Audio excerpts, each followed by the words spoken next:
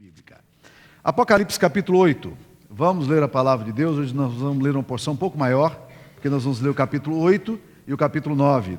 Eles fazem parte de uma unidade, de um bloco, e eu preciso lê-lo todo para que os irmãos tenham ideia exatamente do que está acontecendo. Um outro aspecto que queria chamar a atenção: se toda literatura apocalíptica, que fala de apocalipse, de revelação na Bíblia, ela é carregada de simbolismo, ainda mais porque João, o autor dessa carta, ele era uma persona non grata do Império Romano, que foi exilado por causa da sua fé, num local horrível, na ilha de Patmos. Ele foi colocado ali para morrer à míngua, morrer com trabalhos forçados. Ele já era bem idoso nessa época também.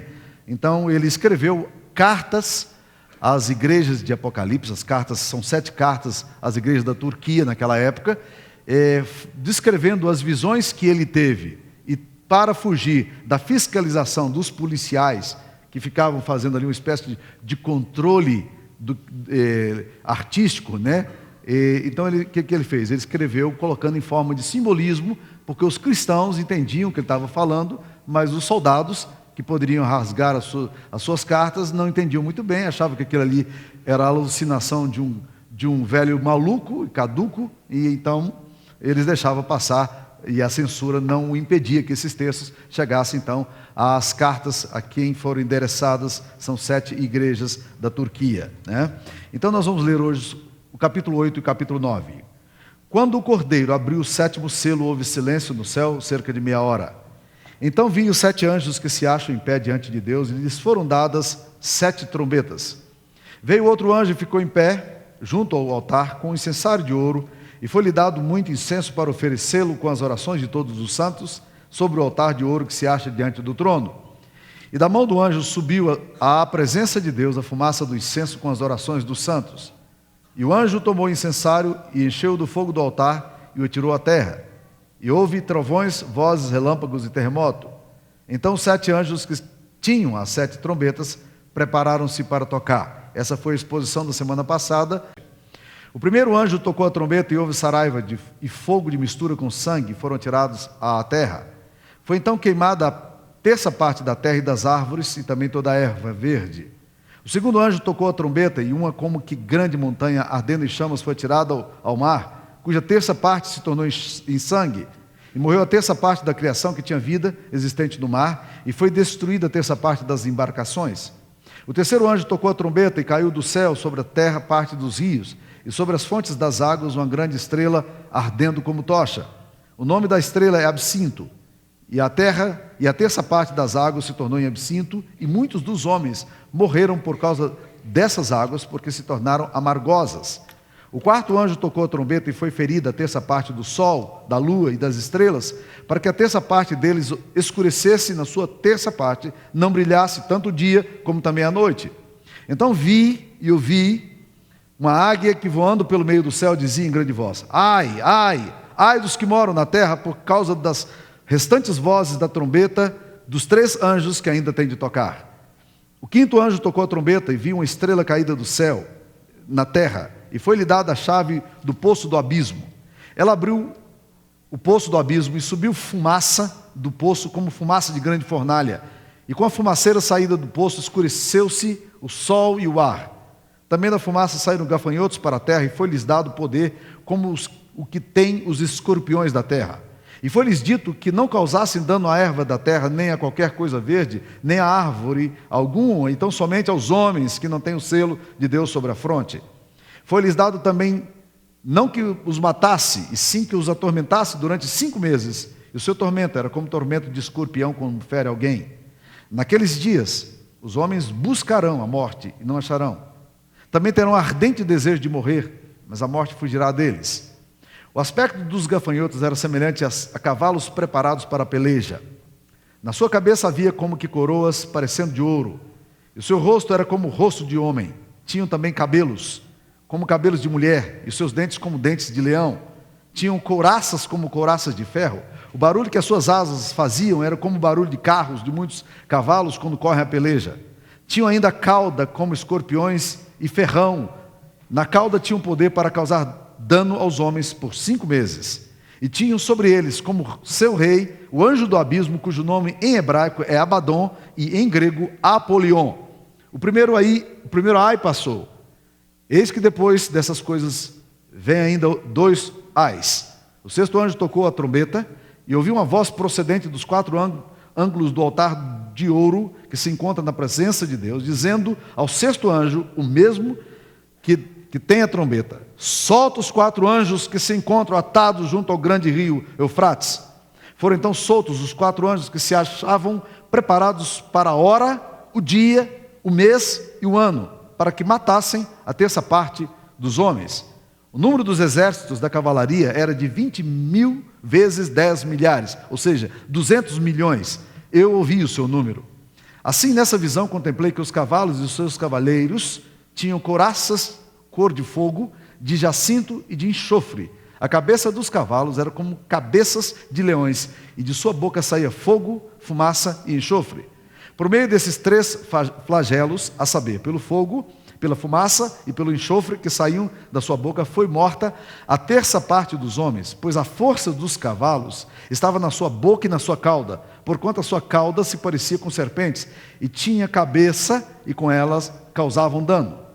Os outros homens, aqueles que não foram mortos por esses flagelos, não se arrependeram das obras das suas mãos, deixando de adorar os demônios e os ídolos de ouro, de prata, de cobre, de pedra e de pau, que nem podem ver, nem ouvir, nem andar. Nem ainda se arrependeram dos seus assassínios, nem das suas feitiçarias ou bruxarias, nem da sua prostituição e nem dos seus furtos. Essa é a palavra de Deus. Ok, temos a difícil tarefa de traduzir tudo isso aqui em 25 minutos. Então eu queria que vocês prestassem atenção. Eu prometo não me estender mais do que 1 hora e 45 minutos, garanto para vocês, tá? Mas vamos tentar imaginar uma coisa. Primeiro nós estamos falando aqui da abertura dos selos, e nós chegamos, o livrinho começa a ser aberto lá no capítulo 5. E nós achávamos que com a abertura do 7º selo, então seria o final. E agora nós descobrimos que o 7º selo, ele abre 7 trombetas. Vamos resgatar um pouco a ideia do 7. 7, na linguagem popular brasileira, é conta de mentiroso. Na Bíblia, 7 é sinônimo de plenitude. Por isso é que entre o capítulo 8 até o capítulo 14 de Apocalipse, existem 7 acontecimentos. Tudo no livro de Apocalipse, ele tem uma simetria, tem uma arte muito grande. Tudo no livro de Apocalipse, ele é colocado e amarrado de uma forma muito simétrica, muito organizada. E aqui agora nós vemos essas 7 trombetas sendo anunciadas e acontecendo. Para que se usa trombeta? Qual é o significado da trombeta? Para aquele povo, a trombeta era uma coisa muito clara. Talvez não para nós, obviamente, porque trombeta significava alerta. Quando alguém ia atacar o inimigo, significava: esta é a hora, vamos lá. Ou quando estava sendo atacado, existiam homens, os vigias, que tinham trombetas, e eles precisavam tocar essas trombetas para que as coisas acontecessem e as pessoas não fossem surpreendidas. Trombeta, então, é para alertar. Trombeta é alguma coisa que está dizendo assim: ei, acorda, está na hora, não feche os olhos, fique atento. Então nós temos aqui 7 trombetas que serão tocadas, e todas elas revelam juízo de Deus.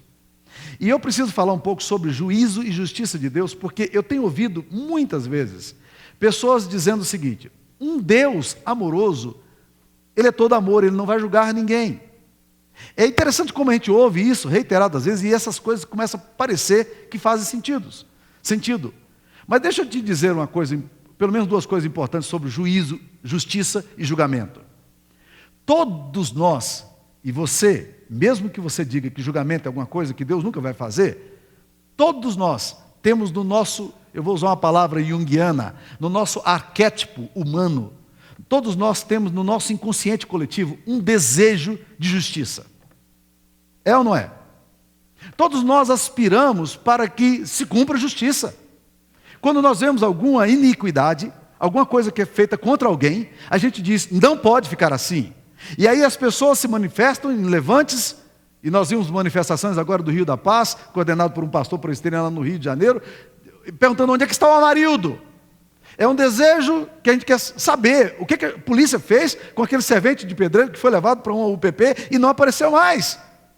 Há no nosso arquétipo, no nosso inconsciente coletivo, esse desejo de que as coisas cheguem ao fim e cheguem com justiça. Ou como dizia Riobaldo, um personagem de Guimarães Rosa, de Grande Sertão Veredas, ele fala assim: há que se encontrar um norteado para essa doideira que é a vida. Ou você não espera justiça, ou você não aspira justiça, ou no seu coração essa coisa não brota. Se você continuar insistindo, dizendo que não gosta de justiça, você muitas vezes já diz: eu quero justiça para mim. Não é assim. Mas quando as coisas tocam e há alguma injustiça que nos acomete, nós somos os primeiros a levantar e dizer: ok, nós queremos justiça. Mas para aí. Você pode exercer justiça e deseja justiça, mas o Deus santo, amoroso e providente não pode julgar, porque Ele é todo amor. Preste atenção como isso contradiz, e esse é o segundo ponto, isso contradiz o caráter santo de um Deus justo. Se Deus não julgasse, se Deus não tomasse a vida e exercesse um julgamento, esta vida, com essas contradições, incoerências e paradoxos, ela seria o mais absurdo de todas as coisas que você pudesse experimentar. E eu fico muito feliz em saber que vingança na Bíblia nunca é de um Deus que está irado, porque agora Ele está temperamentalmente irado, como nós fazemos quando nós somos injustiçados. Eu fico muito feliz em saber que a justiça não estará na mão de homens corruptos que se deixam vender para dar sentenças mentirosas e falsas contra os pobres e os necessitados. Eu fico muito feliz em saber que o nosso Deus, Ele não se deixa subornar e não se vende, e Ele vem. Ele vem para julgar a terra, e o Salmo proclama dizendo: julgará o mundo com justiça e os povos consoante a sua equidade. Fecha parênteses. Voltamos às trombetas. Então as trombetas agora, elas servem exatamente para anunciar. Jesus disse que isso vai acontecer. Jesus faz uma citação muito clara em Mateus 24:31, quando ele fala que quando o Filho do Homem vier em poder e glória, então será dado uma voz de arcanjo, e este arcanjo vai tocar a última trombeta. E essa última trombeta é a hora do juízo. O apóstolo Paulo vai desenvolver um raciocínio semelhante quando ele escreve em 1 Tessalonicenses 4, versículo 16. Ali em Tessalonicenses 4,16, ele fala: porquanto o Senhor mesmo, dada a sua palavra de ordem, vai manifestar o seu poder, vai tocar a trombeta, e os mortos em Cristo ressuscitarão primeiro. O apóstolo Paulo diz também na primeira carta aos Coríntios, capítulo 15, versículo 52, quando fala da ressurreição, ele fala: num momento, no abrir e fechar de olhos, ao ressoar da última trombeta, os mortos ressuscitarão incorruptíveis e todos nós seremos transformados. Trombeta é alguma coisa que anuncia juízo. As primeiras 4 trombetas que surgem aqui, as primeiras 4, elas provocam danos materiais à natureza, é o que nós vemos aqui. E as 3 últimas anunciam perdas materiais, causando angústia espiritual aos ímpios. Essas duas distintos blocos das trombetas vão nos ajudar a entender um pouquinho como possuem propósitos diferentes. O objetivo em ambos é um estabelecimento de uma nova ordem espiritual. O que vai acontecer agora com o anúncio das trombetas?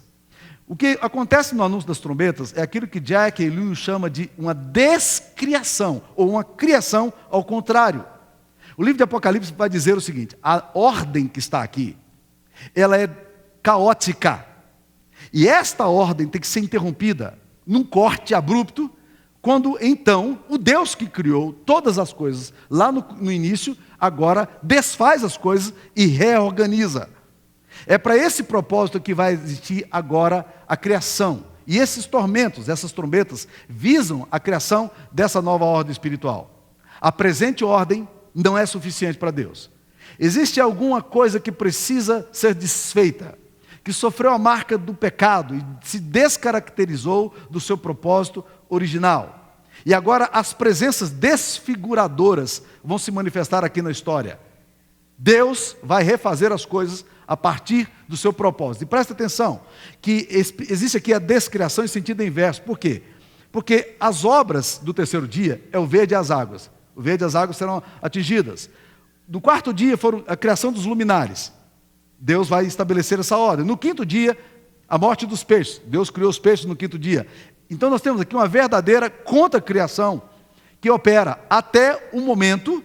A ordem que está aqui, ela precisa ser tomada por Deus, e é o que Deus está exatamente fazendo aqui agora. Ele vai reorganizar. Nós ficamos muito preocupados com a questão da dor que essas ordens podem causar. Mas eu fico pensando que dor é um negócio que todos nós detestamos. Eu sempre brinquei dizendo assim, eu prefiro uma dor crônica eu prefiro uma dor aguda do que uma dor crônica. A dor crônica é aquela que vai reincidente, vai demorando dias, passa anos. Ela é terrível. Aí eu disse, eu prefiro dor aguda. Eu cheguei à conclusão de que eu não prefiro dor coisa nenhuma. Eu não gosto nem de aguda, nem de crônica. Sabe? Tudo é ruim. Tudo que é dor parece ruim. Mas preste atenção. Na perspectiva de Deus, a dor que essas trombetas causam, o primeiro anjo, no versículo 7, diz aí, que ele toca a trombeta, a saraiva de fogo, mistura com sangue, atirados à terra. O segundo anjo toca a trombeta, uma grande montanha ardendo em chamas. Todas essas dores aqui é exatamente para recriar o projeto de Deus. É para que o projeto de Deus volte a ser aquilo que Deus gostaria que fosse. E é exatamente isso que acontece nas quatro primeiras trombetas, quando a natureza é afetada de uma forma direta. Aí surge um intervalo no versículo 13. Olha o intervalo. Então vi e ouvi uma águia que voando pelo meio do céu dizia em grande voz: ai, ai, ai dos que moram na terra por causa das restantes vozes da trombeta dos três anjos que ainda tem que tocar. É como se ele dissesse: olha, o que vocês viram até agora não é nada comparado ao que virá. A coisa está só começando. Virão coisas muito mais complexas, muito mais difíceis. E é exatamente o que vai acontecer aqui agora, quando a gente começa a analisar as próximas trombetas. Vamos para a quinta trombeta, no versículo 9. A quinta trombeta diz aí: o quinto anjo tocou a trombeta e viu uma estrela caída do céu na terra, e foi-lhe dada a chave do poço do abismo. Ela abriu o poço do abismo e subiu a fumaça do poço como fumaça de grande fornalha, e com a fumaceira saída do poço, escureceu-se o sol e o ar. É interessante. O que lembra você a palavra abismo? Quando você lê em Gênesis, capítulo 1, versículo 1, diz assim: no princípio criou Deus os céus e a terra. A terra, porém, era sem forma e vazia. E o Espírito de Deus pairava, ou chocava, literalmente no hebraico seria chocava, sobre a face do abismo. É interessante que o abismo retoma aqui. É interessante que o abismo que foi desfeito, aquele caos inicial que Deus vem com a sua palavra de ordem e constrói, agora ele é desfeito. Agora ele retoma. Esse abismo volta a existir. Esse abismo aqui agora, que estava mantendo preso as estruturas malignas, são libertados. E isso aqui é extremamente assustador, porque o abismo representa o caos, o abismo representa o nada. O que nós temos aqui agora é o texto da palavra de Deus nos mostrando que a falta de sentido, que o triunfo do mal volta a existir com sua força. E aí ele fala de dois reis, o anjo do abismo, que na verdade aparece no versículo 11, cujo nome em hebraico é Abaddon, o mesmo rei, e em grego Apolion. O termo Abaddon, ele aparece 6 vezes no Antigo Testamento, como sinônimo de Sheol, o lugar dos mortos, o cemitério do universo, a terra do silêncio, onde a destruição domina e encerra toda a esperança, ou Hades. O Abaddon é exatamente o que nós temos aqui agora, que existia lá no início. A palavra Apolion não aparece em nenhum lugar, nem no Antigo Testamento, porque é um termo grego, então poderia aparecer no Novo Testamento, não aparece também no Novo Testamento. O que é que significa isso aí? Os comentaristas acreditam que João está fazendo uma referência política a Domiciano, que era o imperador romano naqueles dias, e que se autodeclarava Apolo, o Deus que se revelou na história e mandou fazer estátuas para os seus seguidores, para os seus súditos, e eram obrigados a adorar. E aí começou o martírio cristão, quando os cristãos disseram: não vamos nos curvar diante de Apolo, diante de Domiciano, diante de nenhum outro homem, nós só nos curvamos diante de Deus e de Jesus Cristo. Então, meus queridos irmãos, o anjo do abismo, que governa esses gafanhotos, vai ser libertado. Agora preste atenção na figura dos gafanhotos que aparece, no versículo 3. Da fumaça saíram gafanhotos para a terra, e foi-lhes dado poder como os que têm os escorpiões da terra. É curioso que você vai ver agora a descrição dos gafanhotos, que vem para ferir aqueles que não têm o selo de Deus sobre a fronte, mas é interessante observar que esses gafanhotos, eles são todos, eles não têm cara específica. É alguma coisa bem, eu diria, pós-moderna. Ou seja, ela não tem uma identidade. Por quê? Olha a descrição que é dada desses gafanhotos pós-modernos. Por que eu estou falando de pós-moderno? Porque parece que na nossa geração a gente não quer diferenciar nada. A gente quer que tudo seja igual. O mal seja bom, né? Que as trevas sejam luz, que aquilo que é anormal seja normal, que o mal seja bem. E a gente vai aceitando essas coisas e essas nomenclaturas, tentando fazer uma dialética hegeliana complexa, que nas Escrituras Sagradas nunca vai existir, porque a palavra de Deus diz que a primeira coisa que Deus faz na criação é diferenciação. Mas o que nós temos aqui agora é um ser sem identidade. Por quê? Olha como é que é esse gafanhoto.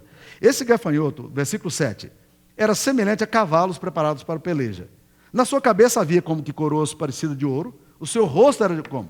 Rosto de homem. Os cabelos, de mulher. Os seus dentes eram de leão. Couraças de ferro. Você tenta montar um monstro desse aí.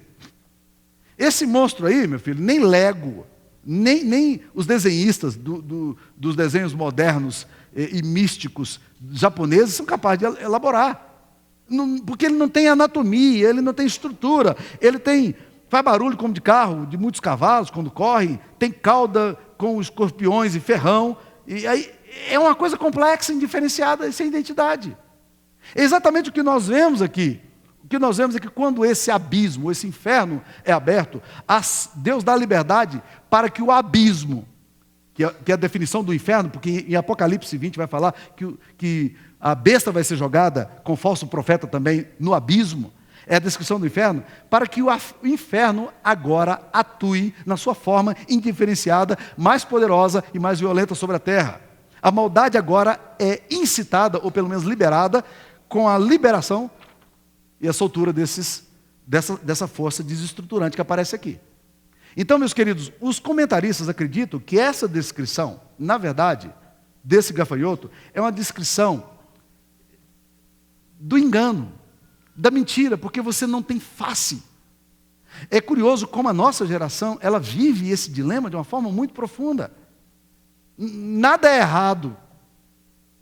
Tudo é permitido. O que não é, e o que é, não é. Não faz diferença. E também não interessa se você crê ou se você não crê, se você é ou se você não é, porque sendo ou não sendo, você não é também, ou é. Faz diferença. É essa coisa indiferenciada que vai surgindo aqui. E Deus dá ao anjo a autoridade para abrir a tampa do poço do abismo, que era mantido sob controle do seu poder criador, e desde a criação até aqui, o caos, o abismo e o inferno não tinham liberdade de ação. Porém, agora Deus dá novamente permissão para que se instale o caos, para que triunfe o delírio, a morte, a dor, para que a anarquia e a desordem retornem ao seu ponto original existente desde a intervenção criadora de Deus. Eu sei que são muitas informações, mas qual é a consequência desse caos? Da abertura disso aí? Primeiro é o fim da luz, porque o texto diz que a fumaça que surge aí no versículo 2, ela obscurece, ela escurece o sol e o ar. Segundo, traz confusão, traz dor, porque dele saem gafanhotos para ferir.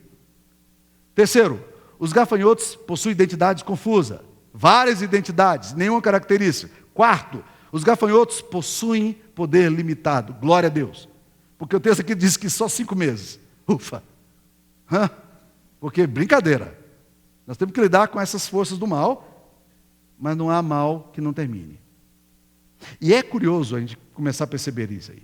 A aflição que surge é tão grande que a palavra de Deus diz que os homens têm ardente, versículo 6, desejo de morte, mas a morte não quer alcançá-los. A morte é preferível a esse sofrimento.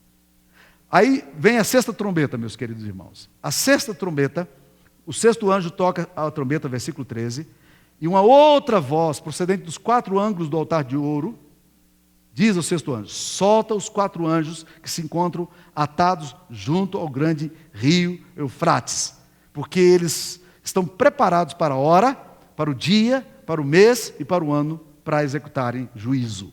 E aí são soltos esses anjos, que por alguma razão Deus os mantém controlados e seguros.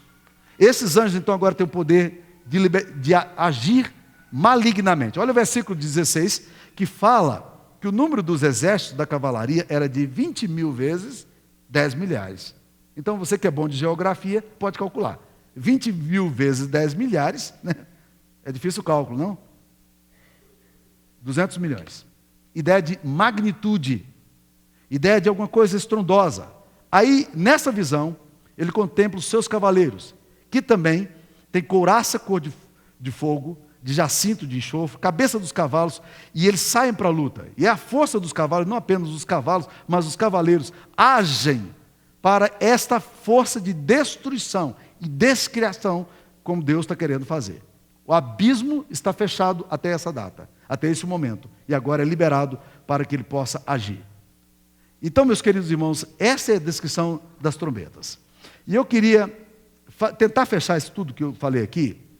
Você pode ler o texto, e há muitos detalhes sérios aqui nesse texto, mas eu queria fechar com algumas lições, porque aí eu pergunto, quando eu estudo e penso, reflito, escrevo, sobre essas coisas todas, eu falo assim, é muita informação, mas eu quero pelo menos, deixar vocês com algumas ideias que esse texto fala, que eu chamo de lições. Você vai voltar para sua casa e vai dizer, aí, o que o pastor falou? O pastor falou no negócio de gafanhoto, que tem cara de mulher, rosto de cara de homem, cabelo de mulher, é uma confusão danada, não entendi nada, né? Então, eu quero que você entenda pelo menos algumas coisas, algumas lições que esse texto vai nos dar.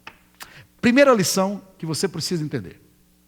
Este texto, como todo o livro de Apocalipse e como toda a Bíblia, quer nos ensinar de forma inequívoca, que Deus tem o controle absoluto da história. Esses anjos aqui do mal são liberados por Deus quando Deus quer, para o dia, hora, mês e ano. Eles vão agir com sua maldade até quando Deus quer, 5 meses. Não existe nas Escrituras Sagradas conceito maniqueísta, de que o bem e o mal disputam com o mesmo poder de força. Graças a Deus não há. O diabo é servo de Deus. Ele só age quando Deus permite que ele haja. Veja a história de Jó. Observaste o meu servo Jó? E Satanás dá uma descascadinha em Deus e dá uma picadinha nele e diz assim, eu conheço aquele cara, mas rico daquele jeito, gordo daquele jeito, as famílias bonitas daquele jeito, até eu seria seguidor do Senhor. Toca nele que o Senhor vai ver se ele gosta do Senhor. Vai lá, mexe com ele. E Deus diz, vai lá e toca em tudo quanto ele tem, mas não toque no seu corpo. E o diabo só pode fazer exatamente o que Deus permite. O livro de Apocalipse vai nos mostrar, e esse texto de uma forma muito clara, que as forças do abismo e do inferno, do Abadom e do Apolion, ou do Hades, do abismo, essas forças, elas são mobilizadas por Deus para um propósito, e vão cumprir o propósito de Deus do jeito que Deus quer.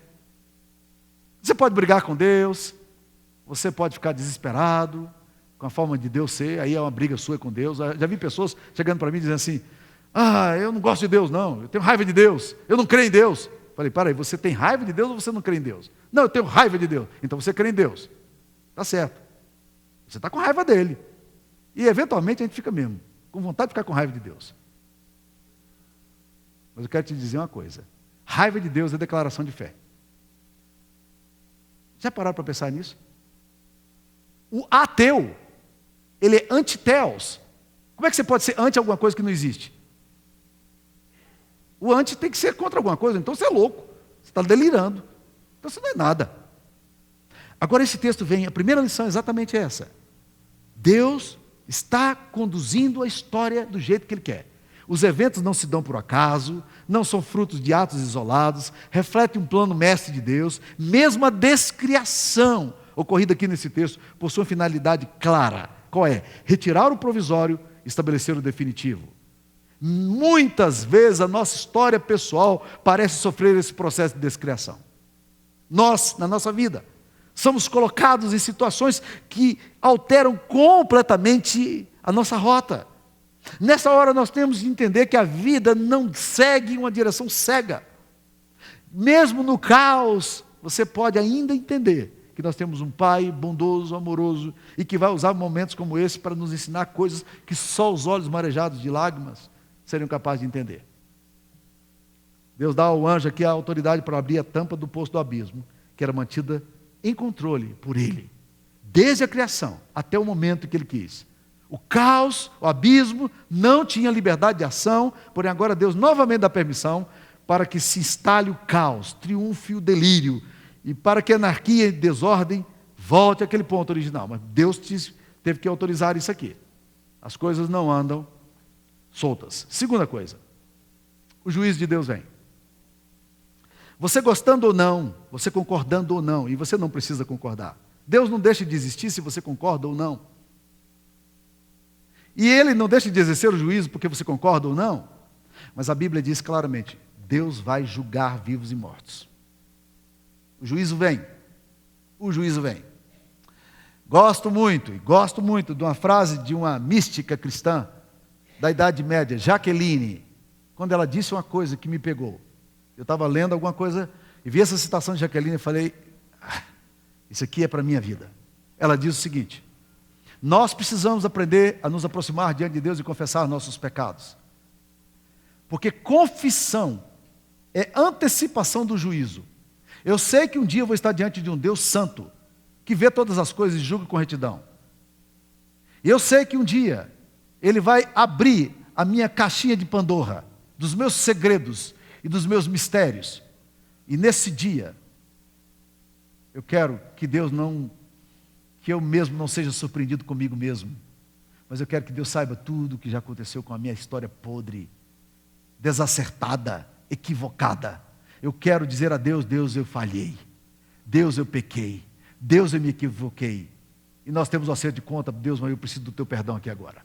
E quando eu chegar lá no último dia, eu chego com o meu acerto de conta e disse, eu fiz de fato, mas eu fui perdoado, eu fui lavado, eu fui purificado. Confissão é para isso, é para hoje, para a minha história, não ser surpreendido no final. Terceira coisa, Deus demonstra aqui que sofrimentos e tragédias são transitórios. E mesmo as calamidades mais hediondas cumprem propósitos eternos. A dor, sofrimento, não são realidades despropositais. O que Deus está fazendo aqui é anunciando um novo tempo. O que Deus está fazendo aqui é desfazendo o velho, destruindo realidades estabelecidas, desmascarando os subterfúgios para que o novo se estabeleça, para que o eterno se torne conhecido e seja afirmado. Quarto, as trombetas anunciam que em tempos de mudança e juízo, é inadmissível que a gente continue sem tomar uma decisão séria. Qual é a decisão? Olha o versículo 20 e 21. Os outros homens, aqueles que não foram mortos por esses flagelos, não se arrependeram. É interessante que o juízo vem, o mal se manifesta, a dor está presente, mas olha o que o texto diz. Não se arrependeram das obras das suas mãos, não deixaram de adorar os demônios, não deixaram de adorar os ídolos de ouro, de prata, de cobre, de pedra e de pau, que nem tem poder de ver, nem ouvir, nem andar. O que o texto está dizendo é o seguinte, como é que eles, vendo tudo isso, ainda insistem em continuar sem se arrependerem? Olha o versículo 21. Nem ainda se arrependeram dos seus assassínios, nem das suas feitiçarias, bruxarias, nem da sua prostituição, nem dos seus furtos. Ou seja, vê tudo isso e não muda. e não se arrepende. Isso não faz nenhuma diferença. E esse texto vem exatamente nos dizer que facilmente nós tendemos a nos evadir de confrontos, como se fosse possível continuar a fugir eternamente. Vemos aqui o encontro com aquele que vê todas as coisas, é hora de acerto, de contra. Os homens se sentem ameaçados, eles não estão com medo nem de morrer. O que eles temem é um encontro, o olhar, com o olhar de Deus, o juízo de Deus, a presença de Deus. Os homens, diz a Bíblia, e mostra aqui, que preferem continuar no seu ciclo de rejeição, de infidelidade, a irem para Deus e assumirem um compromisso sério com Deus. Portanto, meus irmãos, esse texto está dizendo a mim e a você o seguinte: é hora de tomada de posição. É burrice a gente ouvir a trombeta tocar e a gente ficar, o que é isso?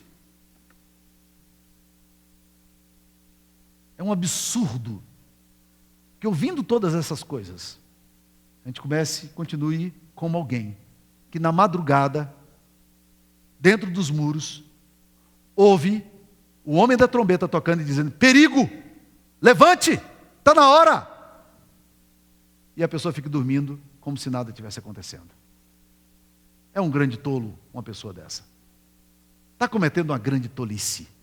Está correndo riscos à toa. Hoje, tempo de decisão.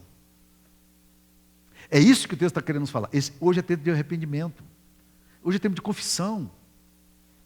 Essa é uma hora para a gente chegar e dizer: Deus, eu estou aqui. Eu estou aqui, não tenho muita coisa boa para te apresentar, mas eu não quero ser surpreendido no último dia. A trombeta tocou e eu preciso estar alerta. Me acorde do meu sono. Me libera para viver, para ser do Senhor, como o Senhor deseja que eu seja. Curva a sua cabeça, vamos orar.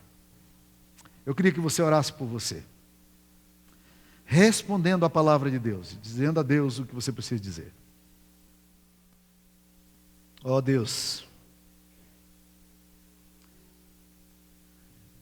leva-nos para perto do Senhor, Pai.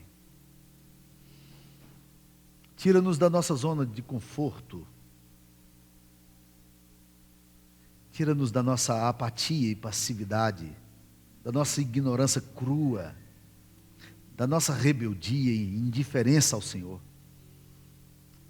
É tempo de acordarmos, Pai.